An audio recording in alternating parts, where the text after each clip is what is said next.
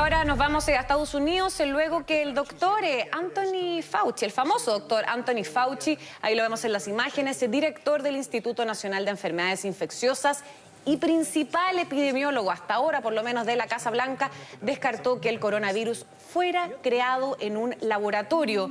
El tema es que con esto Fauci, quien ya había tenido que corregir en varias ocasiones al mandatario sobre este tema de la pandemia, contradice la versión que defienden tanto el presidente Donald Trump como el secretario de Estado de ese país, Mike Pompeo. De hecho, Fauci aseguró que todo en la evolución en el tiempo indica en gran manera que el COVID-19 evolucionó en la naturaleza y luego saltó entre especies.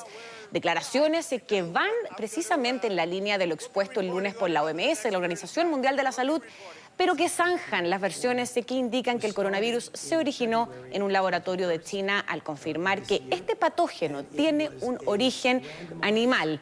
Hay que recordar que el mandatario viene insistiendo en que su gobierno tiene pruebas de que el virus tiene origen en un laboratorio justamente de Wuhan, epicentro de este virus, algo que también ha rechazado la Dirección de Inteligencia de Estados Unidos.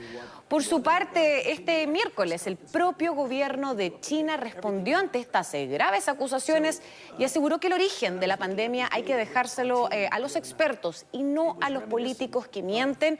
Y además aseguró que el secretario de Estado Mike Pompeo no puede presentar pruebas porque simplemente no las tiene. Bien, y ahora nos vamos a Hong Kong, luego que la jefa del Ejecutivo de ese territorio semiautónomo, Carrie Lam, anunció una flexibilización de las restricciones impuestas para combatir el coronavirus a partir de este viernes. Se trata de una medida que en particular contempla la reapertura gradual de tanto colegios, cines y bares y según las autoridades es una decisión sustentada en la clara reducción de la circulación del virus en la ex colonia británica. Una medida que tiene como objetivo, por un lado, obviamente, aliviar los impactos de la pandemia en la economía de Hong Kong. Hay que recordar que ha sido sumamente afectada desde ya el año pasado por la guerra comercial entre China y Estados Unidos, por las protestas pro democracia y también por la crisis política interna. Además, las autoridades anunciaron un proyecto para distribuir mascarillas reutilizables a los 7,5 millones de habitantes de esa ciudad. Y aquí hay que recordar que Hong Kong fue, después de China, uno de los primeros territorios afectados por esta pandemia, pero la región semiautónoma ha logrado con estos meses, pese a la cercanía con China continental, frenar la propagación del nuevo coronavirus, porque también, hay que mencionarlo, impusieron restricciones bastante estrictas. Sí, además que las personas no necesitaban que se decretaran las cuarentenas de inmediato, porque al momento de decirle hay que hacer confinamiento, manténganse en su casa, lo hacían. Y sobre todo la medida, claro, y la medida que más le aplaudieron al gobierno de Carrie Lam fue que de inmediato, una semana después de que se decretó, que se registró el primer contagio, cerró las fronteras por completo del territorio. Muy riguroso. Así es. Bien, y ahora volvemos a Estados Unidos, nos vamos a Nueva York con otro tema, luego que 15 niños en esa ciudad han sido hospitalizados con síntomas compatibles con un síndrome inflamatorio multisistémico que podría estar relacionado con el COVID-19.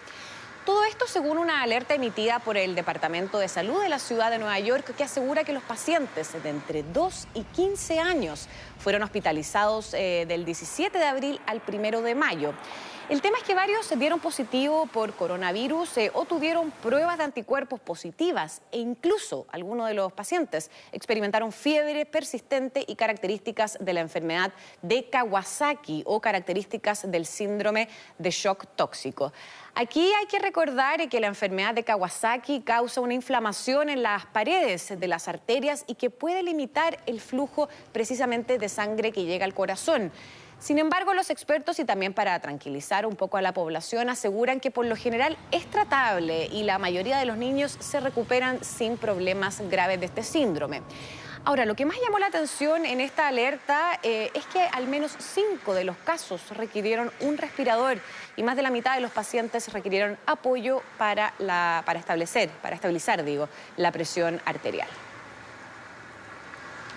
Bien, y nos vamos ahora a México, luego que sus autoridades anunciaron que el país va a llegar esta semana al pic de la pandemia, según proyecciones oficiales, con hospitales al límite de su capacidad en las regiones más afectadas. Y la verdad es que, como todos los países, con un panorama económico bastante poco alentador. Esto porque hoy México ocupa el segundo lugar en Latinoamérica en número de decesos, después de Brasil, con 2.507 fallecidos hasta el martes y con más de 26.000 casos de infección. De hecho, el gobierno de Andrés Manuel López Obrador estima que el virus va a dejar cerca de unos 6.000 muertos dentro de su territorio. El tema es que México tiene una población de más de 120 millones de habitantes, por lo que su tasa de mortalidad por COVID-19 es de 1,8 por cada 100.000 personas, según cálculos de la prestigiosa Universidad Johns Hopkins, por debajo, obviamente, de los 3,52 de Brasil por cada 100.000 habitantes. Ahora, de los 56 hospitales, y esto es uno de los temas que más llama la atención en México, es que de los 56 hospitales habilitados en la región metropolitana mexicana, obviamente la más densamente poblada del país, con 22 millones de habitantes, 25 ya no tienen camas ni respiradores disponibles, según un recuento hecho por los propios medios locales. Bien, y seguimos ahora en Tailandia con imágenes sumamente llamativas, luego que las autoridades se comenzaran a relajar algunas medidas de restricción por la pandemia, porque ahí los vemos. El famoso santuario Erawan de Bangkok reabrió sus puertas, pero obviamente manteniendo ciertas medidas de prevención. Como ustedes pueden ver en las imágenes, las bailarinas tailandesas tuvieron que agregar a sus coloridas y ancestrales vestimentas protectores faciales de plástico para obviamente evitar los contagios, luego que decenas de devotos empezaran ya a regresar a este santuario en estos momentos tan complejos a pedir sobre todo buena salud y fortuna. Hay que recordar que el santuario había estado cerrado durante más de un mes y que por lo general, obviamente en tiempos sin pandemia, es un gran atractivo para todos los turistas en todo Asia. Todo esto mientras las autoridades informaron en su último balance que no se registraron nuevas muertes por coronavirus en el país y que el número de casos de contagio ha disminuido en las últimas 2 semanas. Así que por eso pudieron relajar las medidas y obviamente abrieron este santuario para que la gente pueda ir a pedir al dios de hindú. Sí, con todas las medidas de seguridad, sin relajarlas.